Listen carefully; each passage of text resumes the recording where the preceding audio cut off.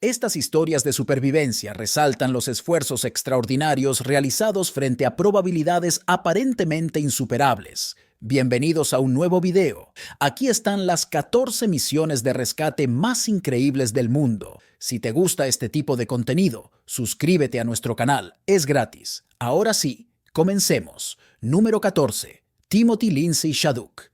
El marinero Tim Shaddock fue rescatado tras pasar 90 días a la deriva en el Océano Pacífico, alimentándose de pescado crudo y bebiendo agua de lluvia tras sufrir una avería en su barco. Timothy Lindsay Shaddock fue rescatado el 17 de julio por un buque atunero después de una odisea en alta mar de 3 meses, junto a su perra, Bella. Sobrevivió a la deriva en el Océano Pacífico, comiendo solo pescado crudo y bebiendo agua de lluvia. Por fin, este australiano de 54 años ha tocado tierra firme en el puerto de Manzanillo, México, poniendo fin a una aventura de 90 días que podría haberle costado la vida. Shaddock partió de La Paz, en Baja California, a bordo de su catamarán Aloha Toa, con intención de llegar a la Polinesia Francesa. Un trayecto de 6.000 kilómetros que no pudo llevar a cabo por una avería en su barco. Pensé que no podría sobrevivir, especialmente después del huracán, aseguró al llegar a tierra firme. Sin embargo, este marinero puede considerarse afortunado, porque no es la primera vez que burla a la muerte, tal y como contó su madre. The Daily Mirror, Jan Shaddock, madre del Tim, se mostró emocionada por la llegada a tierra de su hijo y aseguró a este medio que hace unos años venció una grave enfermedad en el intestino. Tras superarla, se dedicó a realizar viajes marítimos y recorrer el mundo. Conoció a su perrita Bella en México y los dos se convirtieron en compañeros de aventuras.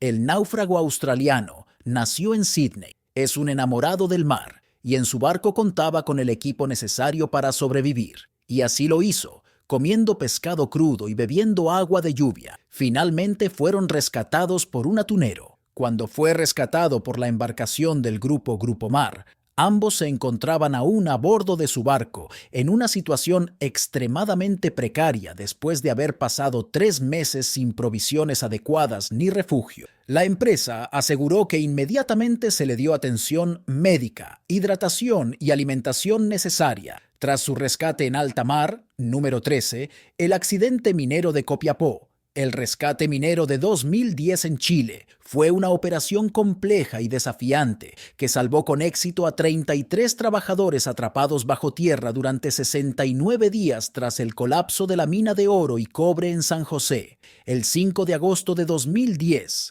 ocurrió aproximadamente a las 2 p.m., atrapando a 33 trabajadores, la mayoría de los cuales eran mineros chilenos junto con un trabajador boliviano. La mina, ubicada en el desierto de Atacama, tenía aproximadamente 793 metros de profundidad. Los intentos iniciales de rescate por parte de los equipos de emergencia locales no tuvieron éxito. Luego el gobierno se hizo cargo ordenando a Codelco, la compañía minera estatal, que coordinara esfuerzos después de perforar agujeros exploratorios.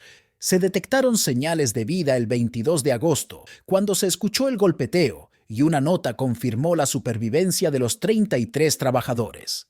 Los hombres atrapados se conocieron como los 33.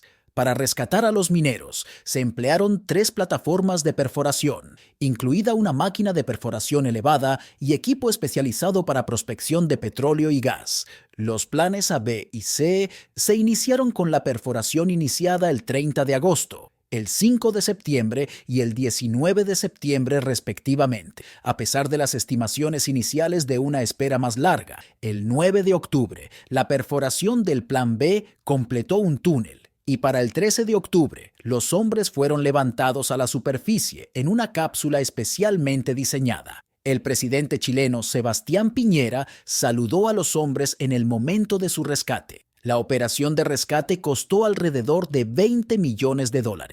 Después del rescate, los mineros recibieron amplio apoyo y atención de los medios, pero también enfrentaron algunos desafíos con algunos que luchaban por sobrellevar el trauma y recurrían al alcohol y las drogas. Los procedimientos legales atribuyeron la responsabilidad del colapso a los propietarios de la mina y al Servicio Nacional de Geología y Minería de Chile. Número 12. Louis Jordan, el estadounidense. Louis Jordan, de 37 años, nunca imaginó que el día de pesca se complicaría tanto, hasta el punto de casi costarle la vida. Salió con su velero a pescar a finales de enero, en Carolina del Sur. No regresó hasta este viernes, a bordo de un buque alemán, que le rescató a la deriva a más de 320 kilómetros de la costa de Carolina del Norte. 66 días deambulando con su embarcación rota. Se partió el mástil. Por el Atlántico, con los dispositivos electrónicos inutilizados para hacer cualquier llamada de emergencia y con el hombro dislocado, comió pescado crudo y agua de lluvia y sobrevivió. Una hazaña de resistencia inaudita. Un buque petrolero de crucero alemán vio a su velero en apuros y acudió a rescatar a su tripulante. Después, el hombre fue evacuado en helicóptero de la Guardia Costera de Estados Unidos a un hospital. El hombre aseguró que pasó mucho miedo y que pensaban que ya lo habían perdido. Según informan los medios estadounidenses, el barco volcó varias veces y cuando el buque alemán lo divisó, Louis Jordan estaba sentado en el casco. Número 11. El rescate en la cueva de Tham Luang. El rescate de la cueva. Tham Luang fue una operación internacional iniciada en julio de 2018 para rescatar a un grupo de 12 niños de entre 11 y 18 años de edad y su entrenador de 25 años atrapados en la cueva Tham Luang Nang No, ubicada en la cordillera de Doi Nang Non, en la provincia de Chiang Rai, al norte de Tailandia. Las copiosas lluvias inundaron parcialmente la cueva durante su visita a esta el 23 de junio de 2018. Los chicos, integrantes de un equipo de fútbol local, fueron declarados desaparecidos al cabo de unas horas, al encontrarse abandonadas sus bicicletas sujetas con candados en la entrada de la cueva. Las operaciones de espeleosocorro se iniciaron inmediatamente. Los esfuerzos por localizarlos se vieron dificultados por el aumento en los niveles de agua que bloquearon el acceso a las recámaras interiores de la cueva, y ningún contacto pudo establecerse con ellos durante una semana. Los esfuerzos de rescate se expandieron en una operación masiva liderada por el gobierno tailandés, junto con la ayuda de otros países como Australia, Estados Unidos, Japón, China, organizaciones de rescate en cuevas y buzos internacionales. Por otra parte, la búsqueda y el rescate suscitaron una intensa cobertura de medios de comunicación a nivel global y el interés público mundial. Esta desmedida presencia mediática fue objeto de debate en algunos círculos periodísticos críticos, los cuales hicieron notar que los niños que habían muerto ahogados en el Mediterráneo no eran una docena, sino más de un centenar solo en ese año, sin que este hecho despertase tanto interés de los medios. En el debate hubo quien, en cambio, rechazó toda comparación entre uno y otro caso. Tras afrontar pasajes angostos y aguas pantanosas, los buzos británicos descubrieron a los 13 desaparecidos, todos vivos, refugiados encima de una elevada roca a unos 4 kilómetros de la entrada de la cueva, el 2 de julio de 2018, 9 días después de haberse extraviado. Se discutió sobre si era mejor enseñarles a bucear o esperar meses hasta que la inundación retrocediera al final de la estación del monzón. Finalmente, se les administraron sedantes para dejarlos semi-inconscientes y evitar que entraran en pánico durante el buceo. Después de días de bombear agua fuera del sistema de cuevas y del cese de las lluvias, el 8 de julio, los primeros 4 chicos fueron rescatados y el día siguiente, otros 4 lograron salir de la cueva. Finalmente, el 10 de julio, los 12 jóvenes y su entrenador fueron rescatados. Número 10. Charles Gregory. Charles Gregory es un joven estadounidense que había sido declarado como desaparecido por las autoridades porque nadie sabía nada de él desde el pasado jueves.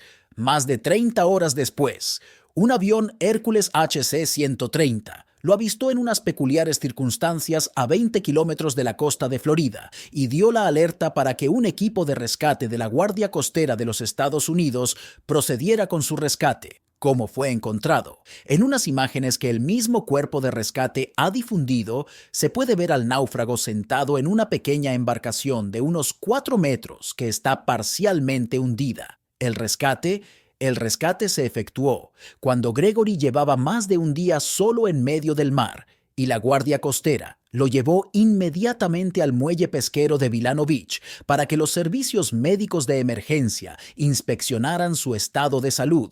Afortunadamente para él y de forma casi milagrosa, no presentaba ninguna lesión ni ningún problema médico. Un milagro. Varios medios han recogido las reacciones de sus familiares y allegados, entre ellos el padre de Gregory, quien tilda el rescate directamente de milagro y asegura que ya había perdido toda esperanza. Una clara advertencia. Nick Barrow, coordinador de la misión de rescate y comandante del sector de Jacksonville de la Guardia Costera, expresó en su comunicado la gratitud por haber podido encontrar a Charles y agradeció a todas las autoridades que se volcaron en el rescate. No obstante, Barrow dio un toque de atención a todas aquellas personas que navegan por el mar de forma imprudente. Aunque en este caso se logró rescatar a Charles de una situación que puso en peligro su vida, hay que hacer hincapié en la importancia de llevar equipo de seguridad a bordo y estar preparado para lo peor. Número 9. James Mort. En enero de 2023, durante un viaje de esquí en los Alpes suizos,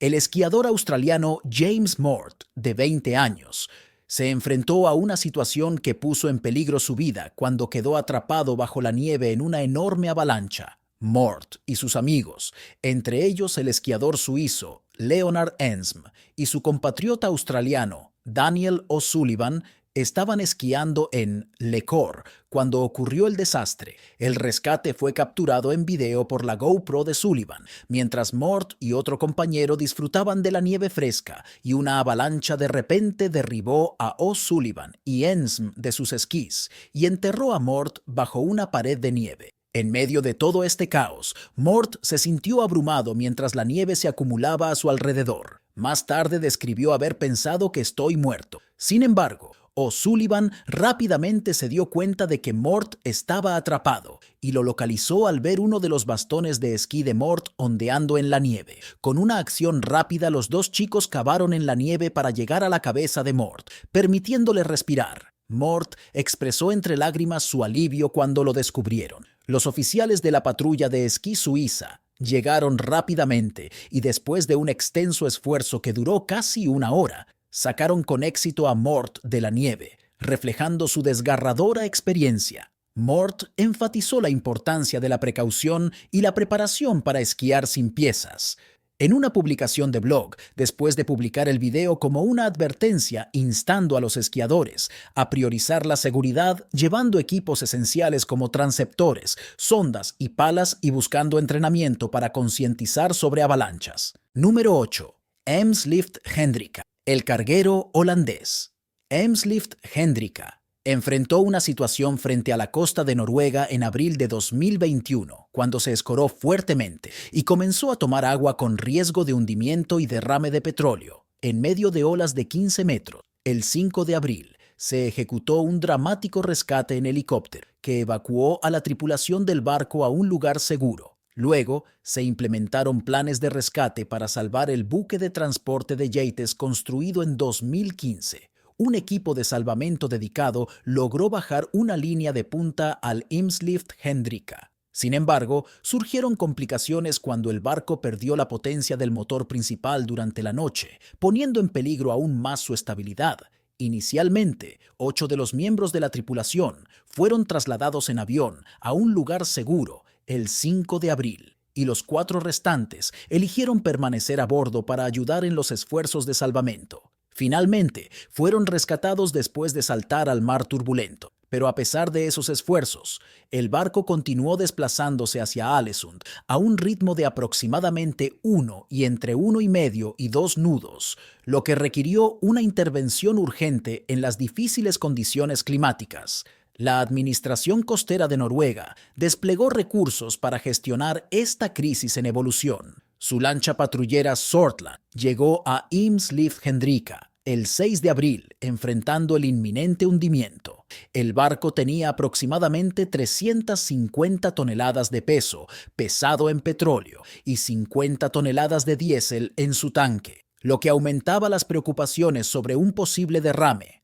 El buque, principalmente un transportador de yates, estaba cargado con una carga preciosa, incluidos buques del Fish Farm Service, un barco de recreo de alto valor destinado a Trundle, y la urgencia de la operación de salvamento subrayó los riesgos asociados con el percance marítimo de esta magnitud. Cuando el barco se tambaleaba al borde del desastre, los esfuerzos para estabilizar y asegurar el barco subrayaron los complejos desafíos de las operaciones de salvamento marítimo en condiciones traicioneras. Número 7. Atrevida II. 2 hombres y un perro fueron rescatados dramáticamente de su velero impotente y privado de combustible, el Atrevida II, a más de 200 millas de la costa de Delaware, 10 días después de perder el contacto con amigos y familiares durante su viaje desde Cape May, Nueva Jersey, a Marathon, Florida. Kevin Hyde, de 65 años, y Joe D. Tomaso, de 76 años, se embarcaron en sus aventuras de navegación. Enfrentaron desafíos cuando su barco perdió energía y comunicación por radio frente a la costa de los Outer Banks de Carolina del Norte. El 3 de diciembre, la Guardia Costera inició una búsqueda generalizada después de que se informara que los marineros estaban retrasados, desplegando recursos desde Florida hasta Nueva Jersey, incluida la costa, buques de guardia, buques de la Armada y barcos comerciales. El 14 de diciembre, los marineros fueron vistos por la tripulación del buque cisterna Silver Muna frente a la costa de Delaware, donde habían sido rescatados en medio de condiciones desafiantes. Después de su rescate, Hyde, Tomaso y Mimi fueron llevados a bordo del Silver Muna poco después de las 4 de la tarde. El capitán del Silver Muna atribuyó el rescate a lo que describió como una intervención divina, enfatizando la naturaleza fortuita de su encuentro con los angustiados marineros.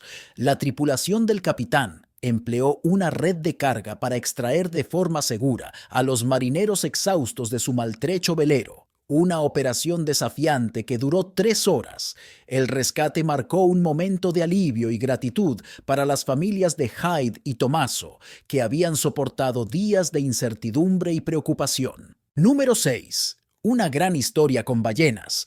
4 marineros se embarcaron en un atrevido viaje desde las Islas Galápagos hasta la Polinesia Francesa a bordo de un velero que buscaba un emocionante viaje de 3.500 millas a través del Pacífico. Entre ellos se encontraba Rick Rodríguez, de 31 años, originario de Florida, acompañado por amigos de diversos orígenes: Alana Litz, ex bombero del ejército canadiense; Bianca Brenu, oriunda de Newcastle, Inglaterra; y Simon Pfizer, un experimentado marinero de Marsberg, Alemania. Menos de 2 semanas después de su ambiciosa expedición, la tragedia se produjo en forma de un encuentro masivo con una ballena que alteraría drásticamente su rumbo. Era el 13 de marzo, un día grabado en su memoria por sus acontecimientos imprevistos. Mientras Rodríguez y sus compañeros saboreaban el almuerzo de una pizza vegetariana a bordo del Rain Dancer, cuando un impacto repentino y violento sacudió su barco. En un instante, el almuerzo pausado de su tripulación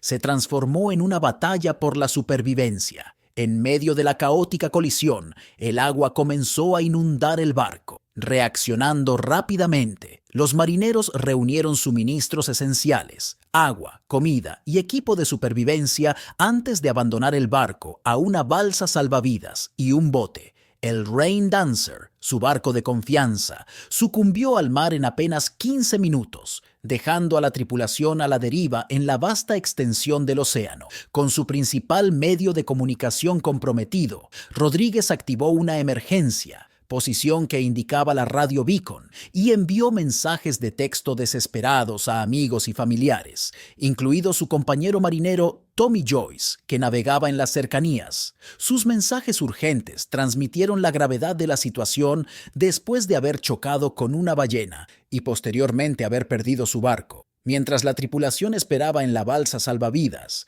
mantuvieron contacto a través de mensajes de texto, coordinando sus señales de socorro y transmitiendo información crítica. El drama que se estaba desarrollando capturó la atención de la comunidad de navegación, lo que provocó una rápida movilización. Jeff Stone y su barco, los Rolling Stones, respondieron a la llamada de socorro, navegando a través de la oscuridad para localizar a la tripulación imperial. Después de 3 horas de meticulosa búsqueda, la tripulación de Stone localizó con éxito la balsa salvavidas, guiando su barco hasta la precaria posición del marinero. Número 5. Mikey Wright. Mikey Wright, un surfista profesional que simplemente cabalgaba las olas. Demostró recientemente una valentía extraordinaria y una rapidez de pensamiento cuando rescató a una mujer arrastrada a las aguas de Hawái, North Shore, en la tarde del 31 de diciembre, mientras filmaba casualmente las olas del océano con una cerveza en la mano. El momento de tranquilidad de Wright fue abruptamente interrumpido por una vista angustiosa de una mujer envuelta por una poderosa ola, arrastrada desde las rocas y llevada al mar abierto. Sin dudarlo, Wright entró en acción, entregando sus pertenencias a su esposa, saltando una cerca y corriendo hacia la playa. La escena se desarrolló rápidamente, con Wright y sus compañeros observando la difícil situación de la mujer. La fuerza del océano era implacable y el tiempo era esencial. Con el instinto guiando sus acciones, Wright navegó a través de las olas, alcanzando a la mujer angustiada y proporcionándole un salvavidas en medio de las aguas caóticas. Mientras se acercaban a la seguridad de la orilla, una oleada de agua amenazó con abrumarlos y, en una decisión de una fracción de segundo, Wright dio un atrevido salto con la mujer, evitando la peor parte de las olas y las rocas debajo, mientras otros en la playa se habían apresurado a ayudar, incluida la hermana de Wright, Tyler, una surfista consumada. Después del rescate, el hijo de la mujer, visiblemente conmovido y aliviado, se acercó a Wright, agradeciéndole de todo corazón por salvar a su madre. Número 4. José Salvador Alvarenga. Alvarenga dijo que salió de la aldea de pescadores de la Costa Azul, cerca de Pijijiapan, de Chiapas, México, el 17 de noviembre de 2012, en un barco de fibra de vidrio de 23 o 24 pies, para un día de pesca, pero fue desviado de su trayectoria por una fuerte tormenta, durante la que el motor dejó de funcionar y también inutilizó los instrumentos electrónicos de posicionamiento y comunicación. Solo pudo enviar una última llamada por radio a su patrón, alertando de la situación y pidiendo ayuda. Afirmó también que estaba acompañado por un joven de 22 años de edad, a quien él solo conocía como Ezequiel. Ezequiel, según Alvarenga, perdió toda esperanza en torno a los 4 meses de iniciado el viaje y murió al negarse a comer porque la carne cruda no le sentaba bien. Alvarenga también dijo que pensó en suicidarse durante los 4 días posteriores a la muerte de Ezequiel. Sin embargo, su fuerte fe religiosa impidió que lo hiciera. También declaró que, mientras permanecía en el mar, soñaba con frecuencia acerca de sus comidas favoritas, así como con sus padres. Dijo haberse encontrado con numerosos residuos plásticos y aprovechó algunos como contenedores de agua, y que en su deriva avistó numerosos barcos portacontenedores. La longitud de su viaje ha sido descrita como de unos 8.900 a 10.800 kilómetros de largo, la primera de las cuales es la distancia aproximada entre México y las Islas Marshall, en línea recta, el 30 de enero, cuando Alvarenga originalmente tocó tierra en las Islas Marshall. Afirmó haber estado en el mar por 16 meses, pero más tarde esto fue reducido a 13 meses. Según G. Bing, secretario interino de Relaciones Exteriores de las Islas Marshall, los signos vitales de Alvarenga eran buenos, con la excepción de la presión arterial, que estaba inusualmente baja. Bing también dijo que Alvarenga tenía los tobillos hinchados y se esforzaba para caminar. Fue tratado con goteo intravenoso debido a su deshidratación y posteriormente se le detectó anemia. Número 3. El rescate del HMS Bounty de 2012. El HMS Bounty es uno de los barcos más conocidos del mundo. Alcanzó la fama en 1789 por un motín que se produjo a bordo de la embarcación británica cuando surcaba los mares de Tahití. Una historia que se ha contado luego en libros. Julio Verne publicó en 1879 un cuento corto sobre el tema, Los amotinados de la Bounty, y en películas, para una de ellas, El motín del Bounty, protagonizada por Marlon Brando y Richard Harris en 1962, se construyó una réplica exacta del barco, ya que el original fue quemado para que no quedara ningún resto del motín. Tras el rodaje, la copia del Bounty quedó como atracción turística y tras pasar por varios dueños, se lo quedó finalmente la HMS Bounty Organization, LLC, que mantenía el barco funcionando en tours donde enseñaban la historia de la embarcación y revivían cómo era la navegación en aquella época. Un viaje al pasado y al romanticismo al que el huracán Sandy ha puesto fin. La embarcación, de 3 mástiles y 55 metros de eslora, se ha hundido frente a la costa de Carolina del Norte. Esta madrugada aparecía el cuerpo sin vida de una de las tripulantes que había desaparecido durante el suceso. Se trata de Claudine Christian, de 42 años, una de las 2 personas que seguía desaparecida tras el rescate de 14 tripulantes que se habían visto sorprendidos por el naufragio y que lograron ser rescatados horas antes. Los guardacostas continúan buscando desde el aire al capitán Robin Walbridge, de 63 años, a unos 145 kilómetros al sureste del Cabo Hatteras, en Carolina del Norte. El barco, que desde su construcción no dejó de aparecer en el cine. Una de las últimas películas en las que sale es de la saga Piratas del Caribe. Fue en sus inicios un carguero, pero en 1787 lo adquirió la Armada Británica para transportar frutos del pan,